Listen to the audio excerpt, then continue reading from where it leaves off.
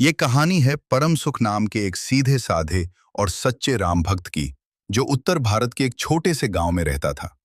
परम सुख न तो बहुत पढ़ा लिखा था और न ही उसे कोई कठिन मंत्र आते थे।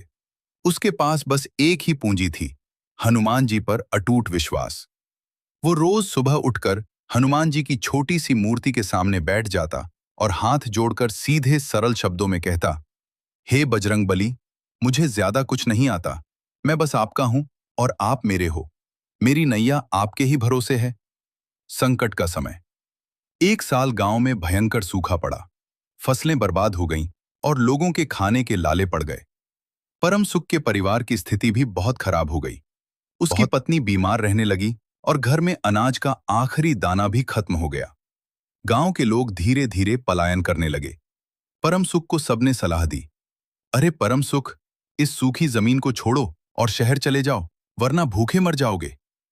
परम सुख ने हनुमान जी की मूर्ति की तरफ देखा और मुस्कुराकर कहा, जिस संकट मोचन ने आज तक संभाला है, वो आगे भी संभालेगा।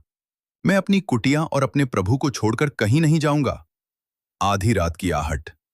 एक रात बीमारी और भूख से व्याकुल होकर परम सुख हनुमान जी के सामने बैठ गया। उसकी आंखों से आंसू बह रहे थे, लेकिन उसने कोई शिकायत नहीं की।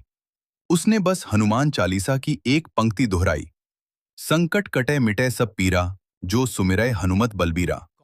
तभी आधी रात के सन्नाटे में उसके दरवाजे पर भारी दस्तक हुई।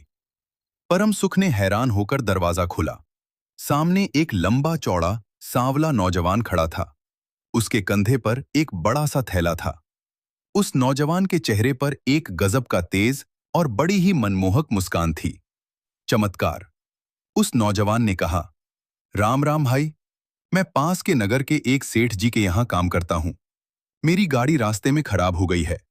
सेठ जी ने यह अनाज और कुछ दवाइयाँ किसी को देने के लिए भेजी थीं, लेकिन रात बहुत हो गई है और मैं इसे आगे नहीं ले जा सकता।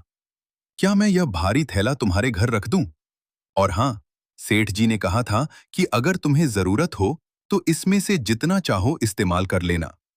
परम सुख ने उस अजनबी को अंदर बुलाया, उसे पानी पिलाया और थैला रखने की जगह दे दी। नौजवान ने थैला रखा और कहा, अच्छा भाई, अब मैं चलता हूं। प्रभु तुम्हारा कल्याण करें।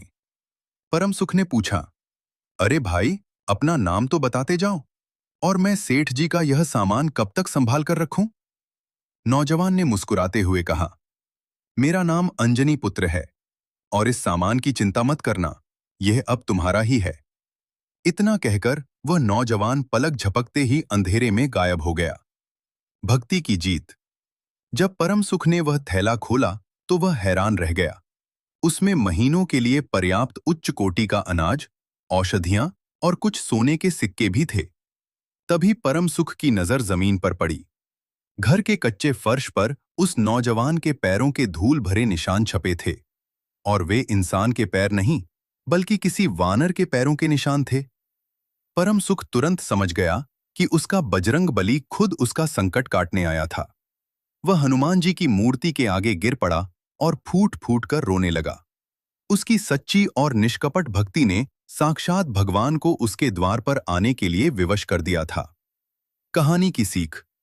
हनुमान जी की भक्ति के लिए बड़े बड़े अनुष्ठान या दिखावे की जरूरत नहीं होती। यदि मन में साफ नियत, अटूट विश्वास और समर्पण हो, तो संकट मोचन अपने भक्त को कभी भूखा या बेसहारा नहीं छोड़ते। वे हर परिस्थिति में अपने भक्त की रक्षा के लिए दौड़ पड़ते हैं।